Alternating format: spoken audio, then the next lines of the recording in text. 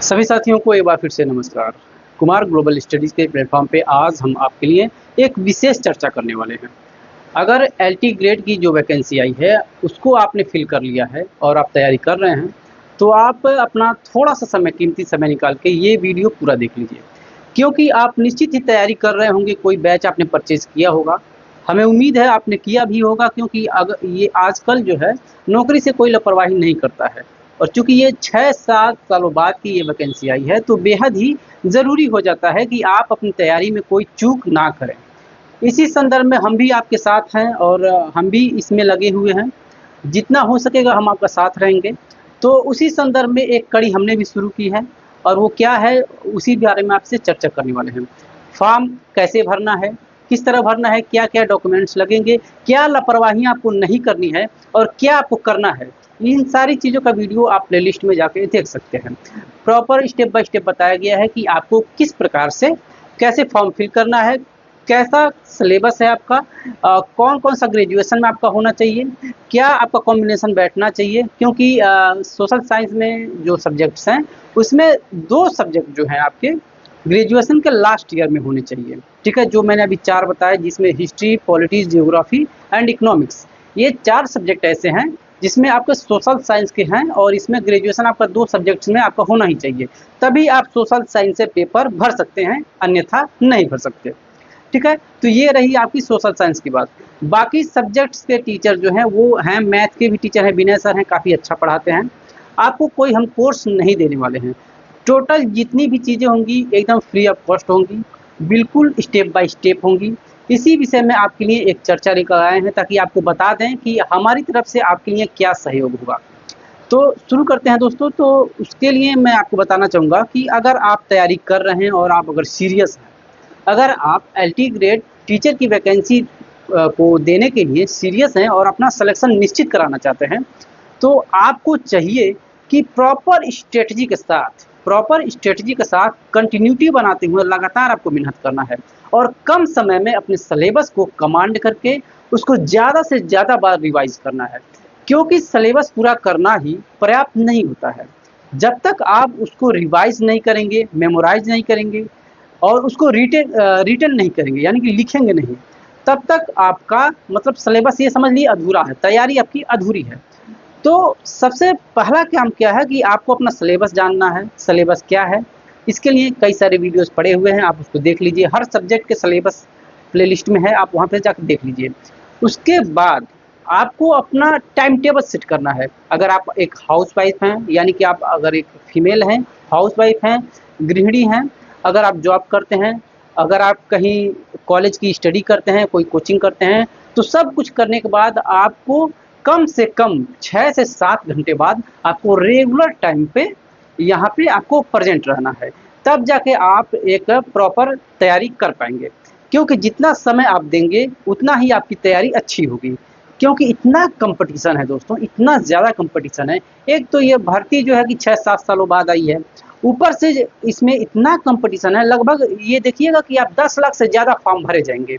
ठीक है, age limit जो है 21 से 40 वर्ष है, इससे इसकी तादाद और ज़्यादा बढ़ जाती है। तो आपको चाहिए कि बिना किसी चूक के, बिना किसी गलती के आप अपनी तैयारी को इतना बेहतरीन बनाएँ, इतना अच्छा बनाएँ कि आप सबसे आगे निकल जाएँ। चूँकि पोस्ट लिमिटेड है और संख्या बहुत ज़्यादा है, ठीक है? तो इसी संदर्भ में हम आपके लिए एक अपनी तरफ से जो हमारा योगदान हो सकता है, वो हम लेकर आए हैं कि आप चाहे कोई भी बैच परचेज़ किए हों, कुछ भी किए हों, लेकिन आप हर दिन जितना भी वीडियो इस चैनल पे पड़ेगा, आपको वो देखना है। क्यों देखना है? क्योंकि आपको जो कोचिंग से मटेरियल मिलेगा, जो कंटेंट मिलेगा, उसमें बहुत सारी चीज़ें होंगी। ब्रॉड होगा, काफ़ी लंबा-चौड़ा होगा, लेकिन यहाँ पे टू द पॉइंट चीज़ें आपको मिलेंगी।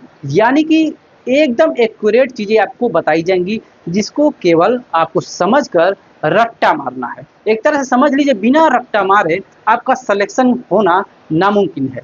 ठीक है? तो आपको केवल जो चीज़ें हम बताएँ, जो चीज़ें आपको पढ़ाई जाए यहाँ पे, उसको जितना से ज़्यादा हो सके उसको रिवाइज़ कीजिए। वो सारे आपके सिलेबस की चीज़ें होंगी, सिलेबस से बाहर कोई भी अनावश्यक चीज़ें नहीं होंगी। उसको केवल आपको रिवाइज़ करना है, रटना है और याद करना है। उसको टेस्ट करना है, लिखना है। ये सारी चीज़ें अगर आप करते हैं तो आप निश्चित ही अन्य लोगों से कम्पीट कर पाएंगे, क्योंकि आजकल बहुत सारे लोग ऐसे संख्या में हैं, बहुत सारी संख्या में ऐसे लोग हैं जो फुल डे तैयारी कर रहे हैं, ठीक है। तो उनके लिए आपको कम्पीट करना आसान होगा, लेकिन आपके लिए उनको बीट करना थोड़ा मुश्किल होगा। इसलिए आपको हम बता रहे हैं कि जो भी यहाँ पे वीडियो मिले उसको 2-4 बार देखिए, क्योंकि टू द पॉइंट चीज़ें आपको बताई जाएंगी, जिससे आप हर चीज़ें आसानी से याद कर पाएंगे।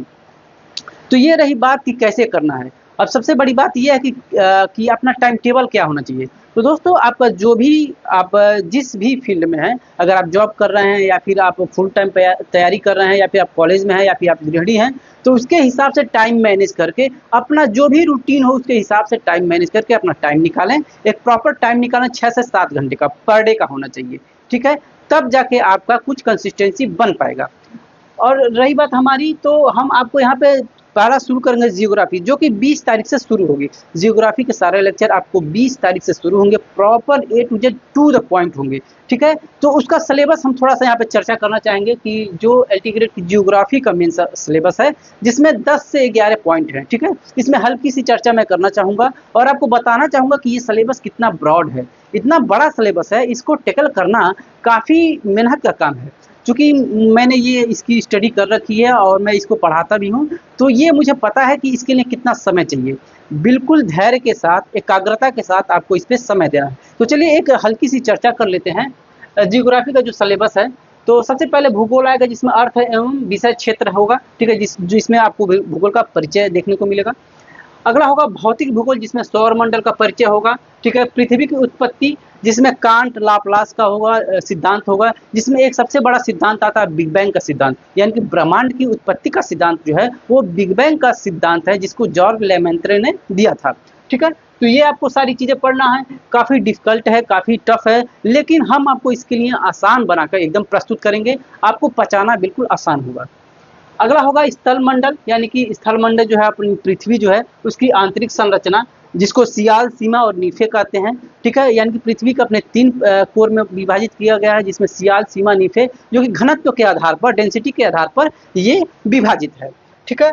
प्लेट टेक्टोनिक पढ़ेंगे, प्लेट विवर्तनिकी पढ़ेंगे, यानी कि जो कि ये है इसमें, जिसमें प्लेट की उत्पत्ति, पर्वत कैसे बनते हैं, पहाड़ कैसे बनते हैं, नदियाँ कैसे बनती हैं, खाई कैसे बनते हैं, ये सारी चीज़ें यहाँ पे प्लेट टेक्टोनिक थ्योरी में आपको साफ हो जाएंगी, ठीक है।